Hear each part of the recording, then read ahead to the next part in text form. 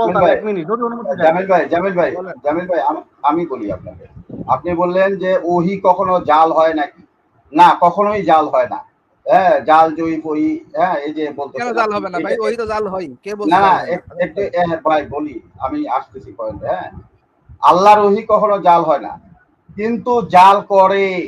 এই যে দেখেন, এই আয়াতটা পড়েন, এই আয়াতে কি বলতেছে যে আল্লাহর ওহি জাল করে পাঠ করে।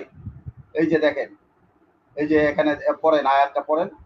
আল্লাহ তো বলে দিচ্ছে যে তারা, আর তাদের মধ্য থেকে একদল আছে যারা আল্লাহর কিতাব পড়ার সময় জিহ্বা বাঁকা করে যাতে তোমরা তাকে কিতাবের অংশ মনে করো। দেখেন আজাদ ভাই সরি, ওটা আল্লাহর কিতাব না, ওটা বানানো কিতাব। যখন এটা বলে আল্লাহর কিতাব না, এটা বলে আল্লাহর কিতাব না, মানে এটা কি ধরনের কথা হলো? এটা আল্লাহর আছে যারা কিতাব পড়ার সময় জিহ্বা বাঁকা করে পড়ে, আল্লাহর কিতাব পড়ার সময় তারা, আল্লাহ বলতেছে এখানে, আর আপনি বলতেছেন আল্লাহর কিতাব না। কবির ভাই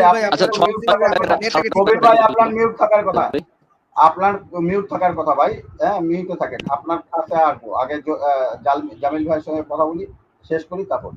আপনি বলতেছেন যে জাল ওহি জাল হয় কেমন করে? দেখেন, আল্লাহ নিজেই বলতেছে যে আল্লাহর কিতাব পাঠ করার সময় করে এবং মুখ বিকৃতি করে জাল করে। এই যে এই আয়াত দ্বারা আল্লাহই প্রমাণ করে দিচ্ছে।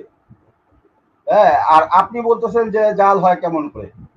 ভাই, জাল যখন পড়বে, কেউ যখন জাল ওহি বলবে, তখন সেটা ধরার যোগ্যতা, এই যে এখানে আমাদের এখানে বসে আছেন সুফিয়ান ভাই, তামিদ হুজুর, আরিফ ভাই, এরা বসে আছেন। আপনি একটা জাল হাদিস নিয়ে আসেন, বানায় নিয়ে আসেন, নতুন করে একটা বানায় নিয়ে আসেন, ওনারা কিন্তু বলে দিবে যে এটা হচ্ছে জাল হাদিস।